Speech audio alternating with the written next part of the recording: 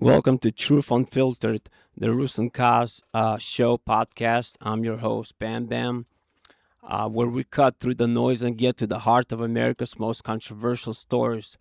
And today we're diving deep into one of the most explosive topics in modern politics, Donald Trump and the fake news machine. This is a special 2-hour episode split into two parts. In the first hour, I'll deliver a monologue on the relentless barrage of fake news that Trump faced, stories that fueled criticism, wrongful investigations, and even impeachments. In the second hour, we'll flip the script and look at how the courts have started vindicating Trump, with media giants forced to pay up big time for their falsehoods. Buckle up. This is going to be eye-opening.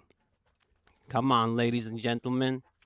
If there's one figure who's been the epicenter of media warfare in the last decade, it's none other but Donald J. Trump.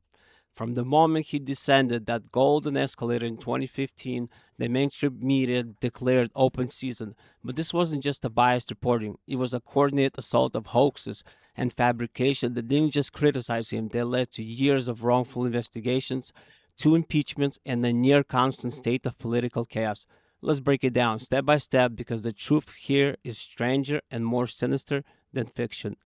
Bing, bing. Tweet it. Bing, bing, bing. Bing, bing, bing, bing, bing, bing, bing, bing, bing, bing, Bing, bong. bing, bing, bing, bing, bing, bing, bing, bing, bing, bing, bing, bing, bing, bing. That Fix it up. Bing, bing, bing. bing, bing, bing, bing, bing, bing, bing, bing, bing, bing, bing, boom, bing, boom, bing, bing, Bing, bing, bing. bing, bing. Bing, bing, bong, bong. Bing, bing, bing. The bing, bing, bang, bang, boom. Bye, bing.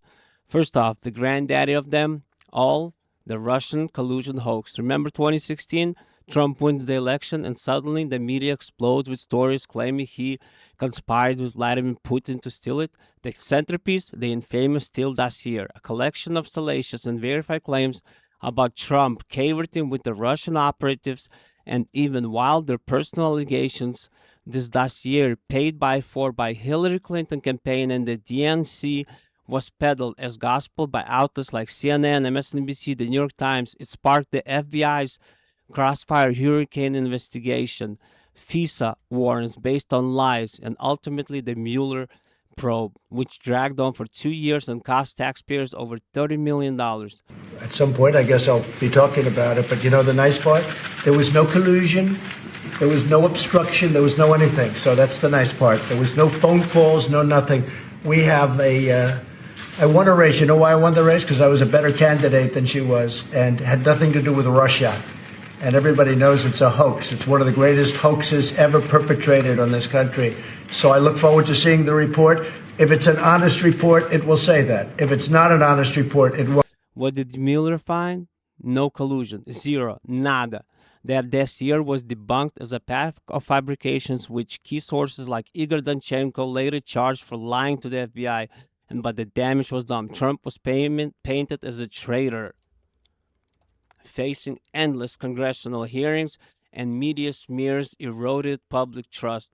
And this year, in 2025, explosive new evidence from the Office of the Director of National Intelligence revealed this wasn't just a sloppy journalism. It was a deliberate setup. Declassified documents showed the Obama administration's directed the creation of false intelligence report to launch a years-long coup against Trump. That's right, fake intel from the highest levels, amplified by the press, to undermine a duly elected president. This hoax didn't just criticize Trump, it paralyzed his administration and set the stage for everything that followed. The stunning revelations that we are releasing today should be of concern to every American. This is not about Democrats or Republicans. This has to do with the integrity of our democratic republic and how President Obama and his national security team directed the creation of an intelligence community assessment that they knew was false. They manufactured findings from shoddy sources. They suppressed evidence and credible intelligence that disproved their false claims. They disobeyed traditional tradecraft intelligence community standards and withheld the truth from the American people. Gross politicization and manipulation of intelligence by the Obama administration intended to delegitimize President Trump even before he was inaugurated, ultimately usurping the will of the American people. In the January 2017 intelligence community assessment that President Obama ordered, John Brennan, who was CIA director at the time, and the intelligence community intentionally suppressed intelligence that showed Putin was saving the most damaging material that he had in his possession about Hillary Clinton until after her potential and likely victory. The report goes into great detail about the information that Russia and Putin had on Hillary Clinton, which included possible criminal acts like secret meetings with multiple named U.S. religious organizations in which State Department officials offered, in exchange for supporting Secretary Clinton's campaign for the presidency, significant increases in financing from the State Department.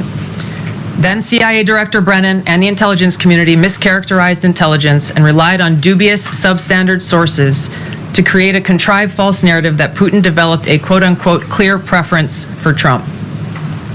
Brennan and the IC misled lawmakers by referencing the debunked Steele dossier to assess quote-unquote Russia's plans and intentions, falsely suggesting that this dossier had intelligence value when he knew that it was discredited. On December 5th of 2016, the FBI and ODNI gave the House Intelligence Committee its first post-election classified briefing, in which there was no mention of Putin aspiring to elect Trump by either agency. The Presidential Daily Brief, drafted on December 8th of 2016, stated that no Russian or criminal actors impacted vote counts. This document was pulled just hours before it was to be published due to quote-unquote new guidance.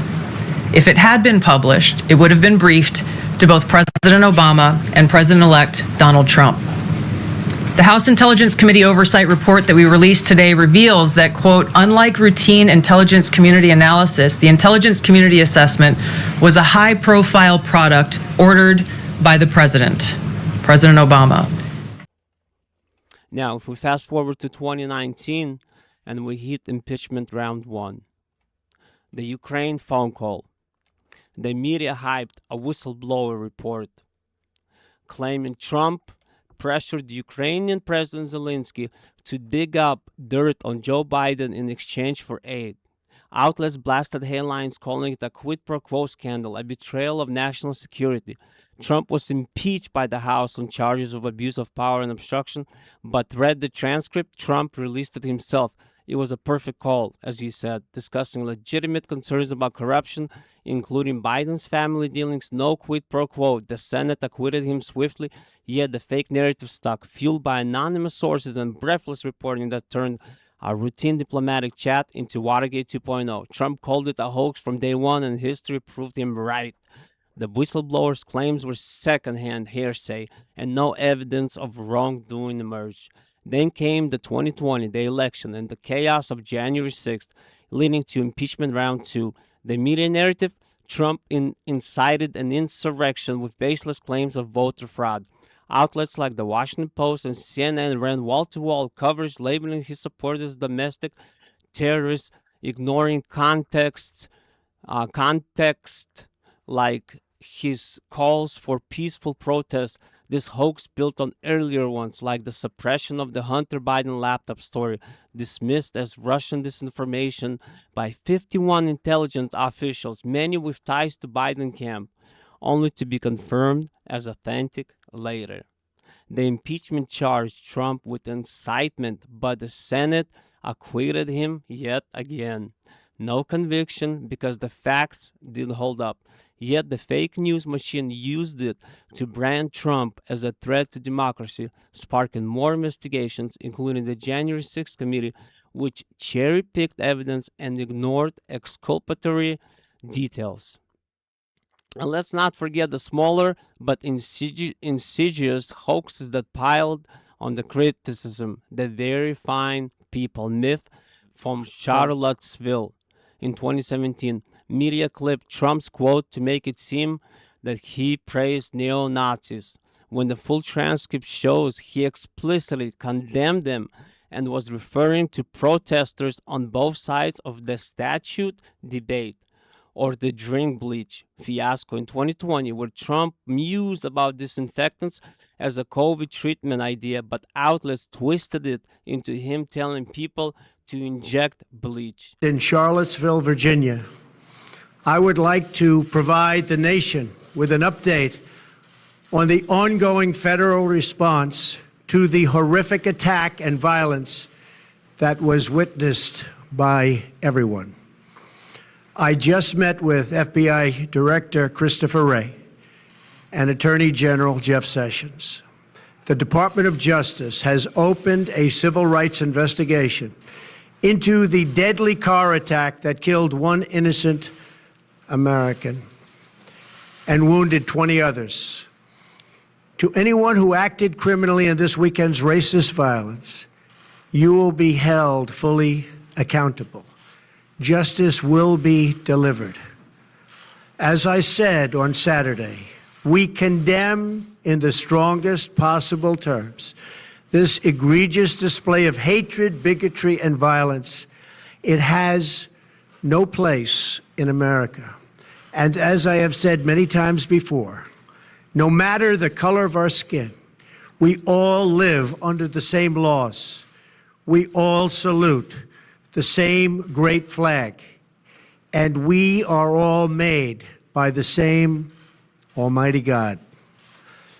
We must love each other, show affection for each other, and unite together in condemnation of hatred, bigotry, and violence. We must rediscover the bonds of love and loyalty that bring us together as Americans. Racism is evil, and those who cause violence in its name are criminals and thugs, including the KKK, neo-Nazis, white supremacists, and other hate groups that are repugnant to everything we hold dear as Americans. We are a nation founded on the truth that all of us are created equal. We are equal in the eyes of our Creator. We are equal under the law, and we are equal under our Constitution. Those who spread violence in the name of bigotry strike at the very core of America. 2 days ago, a young American woman, Heather Heyer, was tragically killed. Her death fills us with grief, and we send her family our thoughts, our prayers, and our love. We also mourn the 2 Virginia state troopers who died in service to their community, their commonwealth, and their country. Troopers Jay Cullen and Burke Bates exemplify the very best of America, and our hearts go out to their families, their friends, and every member of American law enforcement. These 3 fallen Americans embody the goodness and decency of our nation.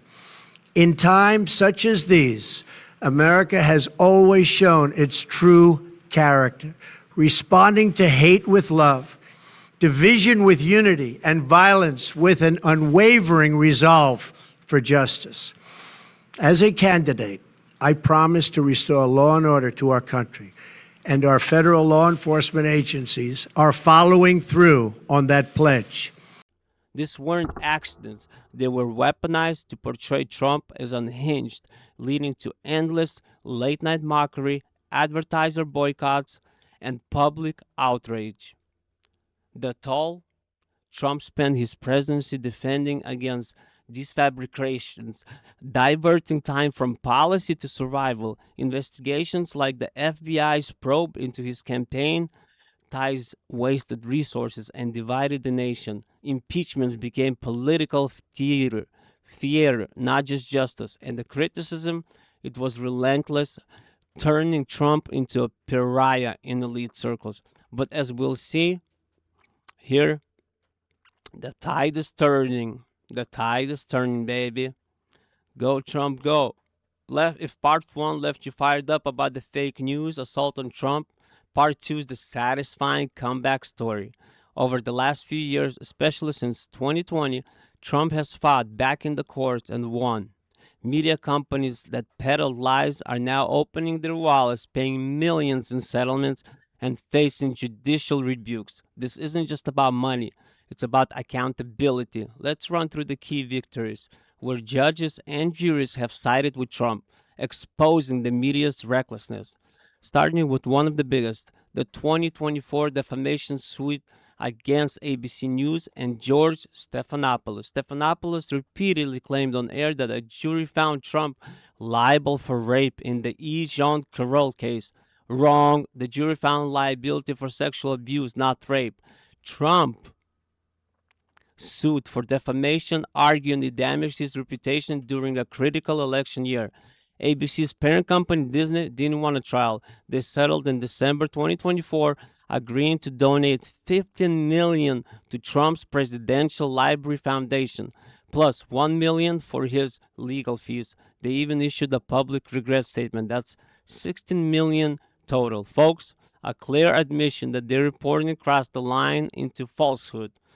Hot on its heels came the 2024 case against CBS News and its parent, Paramount Global, over a doctored 60 Minutes interview with Kamala Harris.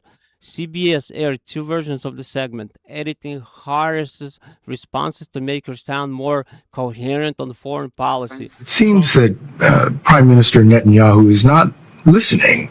Well, Bill, the work that we have done has resulted in a number of movements in that region by Israel that were very much prompted by or a result of many things, including our advocacy for what needs to happen in the region. But it seems that Prime Minister Netanyahu is not listening. We're not going to stop pursuing what is necessary for the United States to be clear about where we stand on the need for this war to end. Trump sued, claiming it was deceitful manipulation meant to boost her campaign and harm his.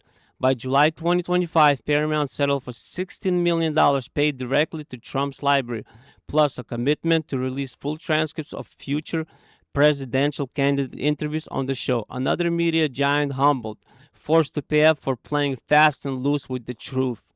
But it's not just settlements. Courts have outright dismissed media defenses in other cases, paving the way for more wins. Take the ongoing 2022 suit against the Pulitzer Prize Board. Trump demanded they revoke the 2018 Pulitzers given to the New York Times and the Washington Post for their Russian collusion coverage, calling it based on proven hoaxes. The board refused, so Trump sued for defamation. In February 2025, a Florida appeals court ruled the case could proceed, rejecting the board's motion to dismiss. This one is still cooking, but it's a judicial nod that those awards were built on sand, and the payments are basically coming. Good job, Trump. Then there is the flurry of 2025 filings. In July, Trump sued the Wall Street Journal, its owners, including Rupert Murdoch, and journalists over a story claiming he sent a lewd note to Jeffrey Epstein in 2003, seeking $10 billion. Trump called it pure fabrication. The case is active, with depositions turning personal. In September, he hit the New York Times with a $15 billion suit over articles and a book, Lucky Loser, that he said defamed him during the 2024 campaign. A judge initially dismissed it for being overly verbose, but gave Trump time to refile. Another shot at justice. And don't overlook the 2024 Iowa poll case against the Des Moines Register and pollster Ann Seltzer. They released a pre-election survey showing Harris leading Trump by 3 points in Iowa, a state he won by 13 points. Trump sued for consumer fraud and defamation, calling it election interference. He dropped the federal suit, but refiled in state court in July 2025, leveraging new anti-SLAPP laws ongoing, but it's forcing media to defend their polling as fact, not fiction. All told, between ABC and Paramount alone, that's over $32 million funneled to Trump's causes from media settlements in the last year. Add in legal fees, he's recouped the chilling effect of future fake news, and it's clear the courts are increasingly on Trump's side. These aren't frivolous wins. They're substantiations that the media's anti-Trump zeal led to actionable lies. And let's not forget the $24.5 million that YouTube paid Trump because they suspended his account, as well as Meta, which formerly called Facebook, what they get rebranded by the name Meta anyway, and Twitter, now called X, after Elon Musk saved the free speech basically in the Western world, paid out 35 million. So basically, he came out on top at about $100 million from all this. Not a bad payday, huh? Well, I'm your host, BamBam, and this is the RusNkaZ show. Thank you for joining. Subscribe and hit that notification button. And if you found this entertaining or informative, click the subscribe button. I'd really appreciate it. And leave your comments below. I'll be sure to reply whenever I get a chance. Goodbye.